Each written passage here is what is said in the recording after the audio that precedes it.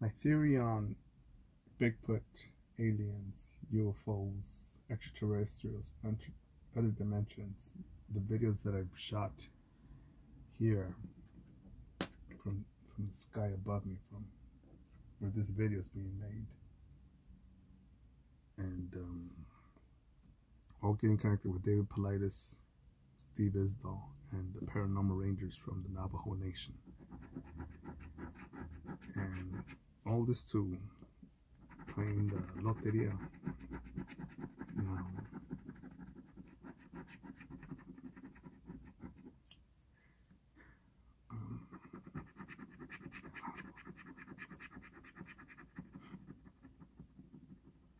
remember Steve Isdall made a remark that he said,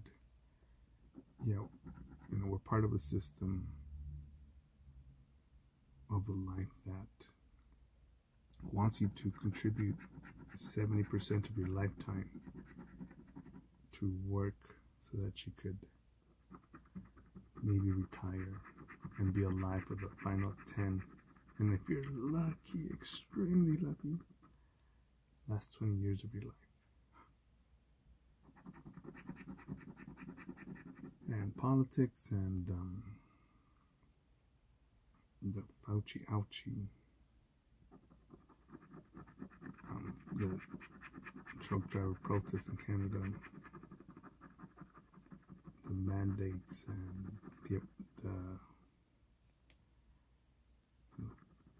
and the surprising thing of myocarditis, all these sudden heart attacks that kids are having. 18, high schoolers, all of a sudden a big spike in those.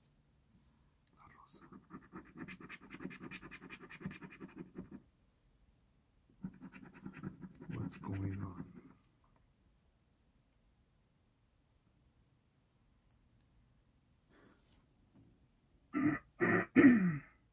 You have no wife and kids. My puppies have got my heart.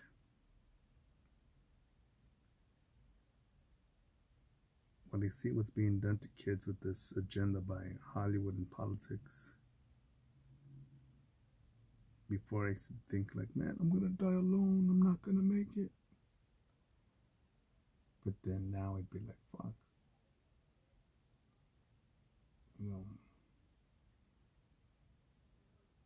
I don't know how the hell homeschooling works, but how can I, homeschool a kid, run a business, have a kid that's social, and have a kid that's normal.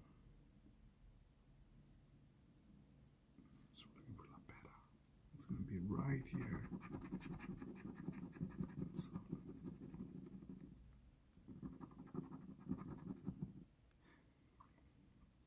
But with Steve Isdall, when he says that,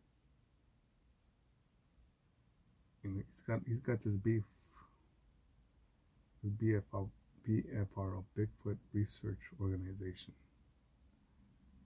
and where they believe it's an ape that can be captured that's just eluded, versus more and more that people are saying that it is part man,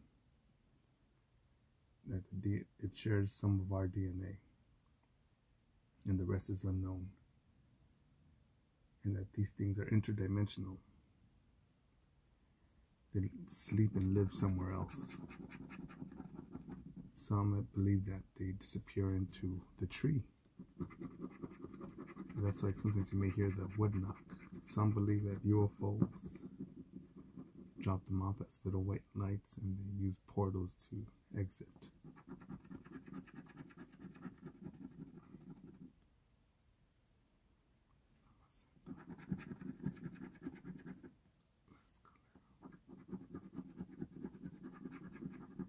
And I think these, in my opinion, these UFOs, they're interdimensional. They're not from outer space, they're from here. Maybe a different timeline. believe the theory is that, you know, this coin is, there's more space of nothingness in this coin, within this coin, than there's actual solid atoms or matter. At the gaps in between all those things, around those atoms, protons and neutrons,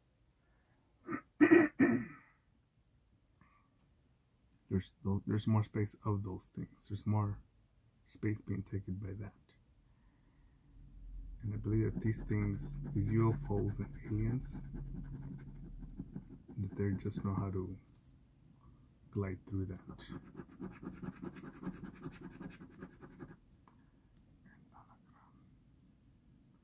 So we're looking for el cotorro o el gallo or la pena. Let's see.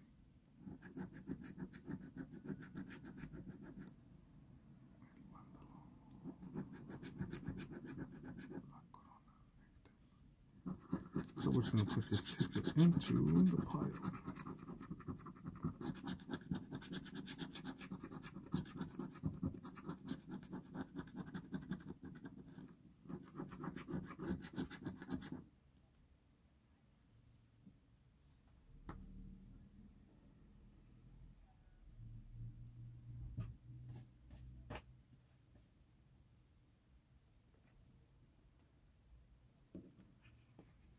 Yeah, and the reason I just bring that up is because,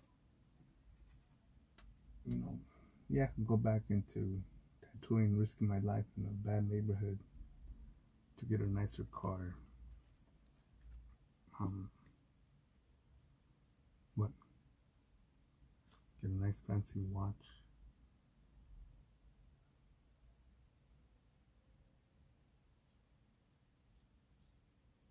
Yeah, you know, a nicer neighborhood would be cool, but you know, you still see the same thing. I remember going to one of my favorite restaurants, Chick Next Door in Glendale, and seeing this motherfucker let his Doberman shit on the someone's lawn, then just walks away. I'm thinking, damn, dude, what an asshole, man. The homeless here and there.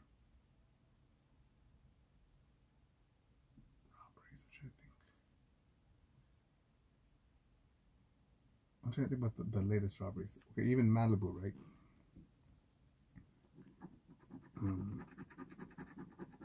It's I think it's Redondo Beach,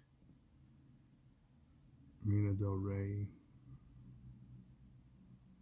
Venice Beach, Santa Monica, then Malibu. And Malibu's are mostly closed off cliffs. I never really explored Malibu. I've been around there for a wedding.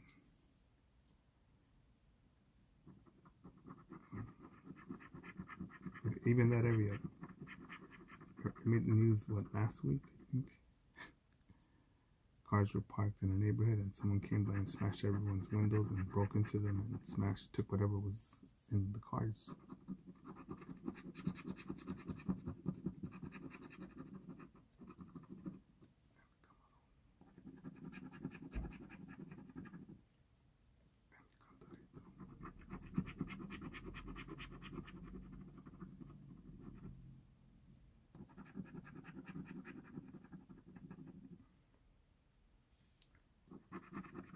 But yeah, I just started thinking,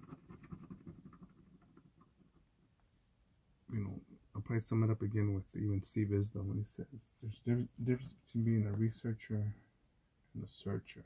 Researcher, you're learning with your facts, basing your perspective on facts that have already been accepted by the school system that's been indoctrinated, that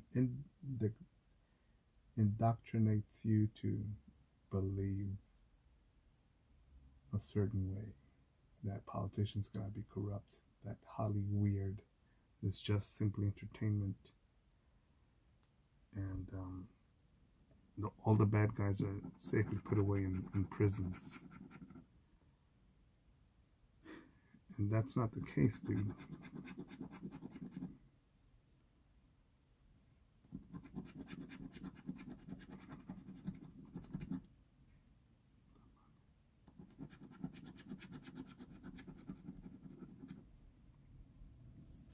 So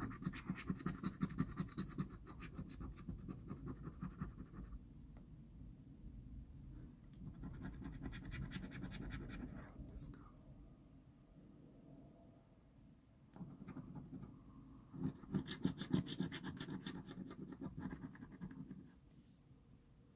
And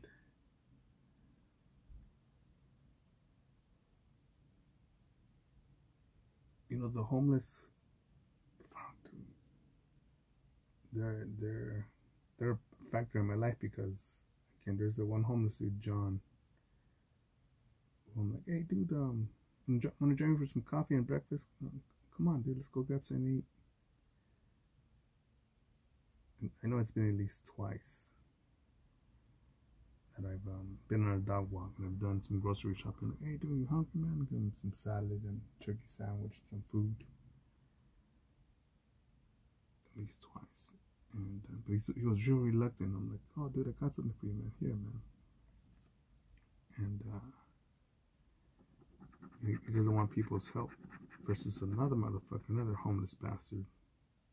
I'm not calling him a homeless bastard though. This chick's like, give me $1.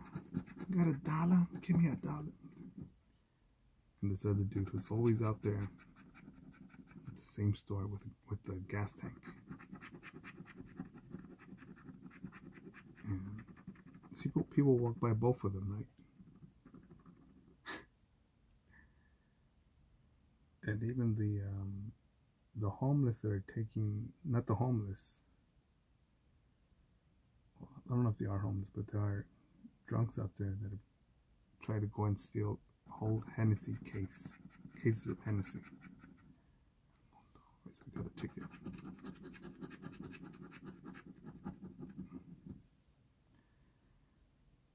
So if you get a guy, it'd be cool, but usually when you just want a ticket, that's it.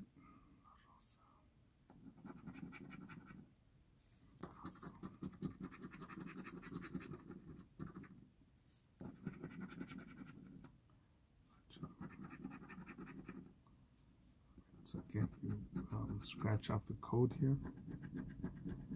And you can like to scratch off the code before you cash it in, so I'm not there in line. And again, situational awareness, right? So you don't get jumped or assaulted.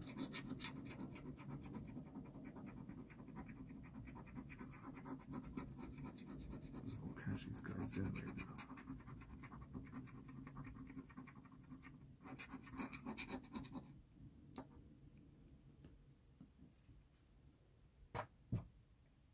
But yeah, man, all these things that are out there,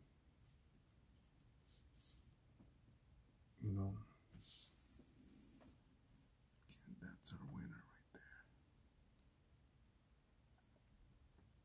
All these things that are out there, man.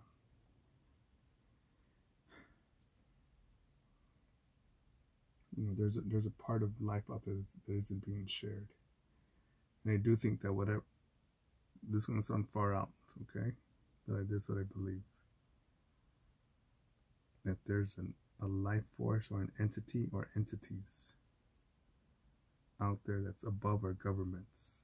And they're in cahoots with different politicians or people in power, billionaires and trillionaires, to just herd us and use us as, I don't know, for food, science experiment, entertainment, or to dig out all the precious metals out of the earth. Something like that. And our history's been manufactured. Again, more and more is revealed about how these stones are not cut and come out of nowhere. Right? They built all these pyramids. That the Aztecs came to the where they built their temples and just built on top of it, or they just, you know, remodeled the temples and did it their own way. But all right, that's it for now.